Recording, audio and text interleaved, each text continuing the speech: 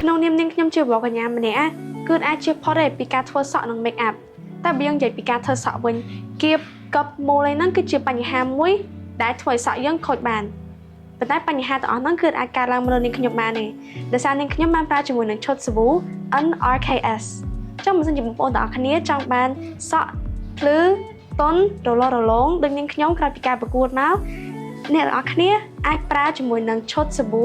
NRKS បានបើសិនជាបងប្អូនទាំងអស់គ្នាចង់បានសរសៃសក់រឹងមាំភ្លឺទន់រលោងនិងដុសវែងលឿនបងប្អូនអាចមើលវីដេអូនេះដល់ចប់ហើយបងប្អូនចង់ប្រើសាប៊ូណាដែលមានតម្លៃសមរម្យព្រមទាំងប្រសិទ្ធភាពល្អបងប្អូនទាំងអស់គ្នាអាចសាកមកប្រើឈុតសាប៊ូ NRKS បានសម្រាប់បងប្អូនទាំងអស់គ្នាណាដែលចូលចិត្តលេងពណ៌សក់ច្រើនសក់ឆេះសក់ជ្រុះសក់ខូចហើមនឹងមិនមានសំណើមបងប្អូនទាំងអស់គ្នាអាចមកសាកប្រើជាមួយនឹងឈុតសាប៊ូ NRKS បានហើយបងប្អូនទាំងអស់គ្នានឹងទទួលបានលទ្ធផលភ្លាមៗបន្ទាប់ពីប្រើលើដំបូងហ្មង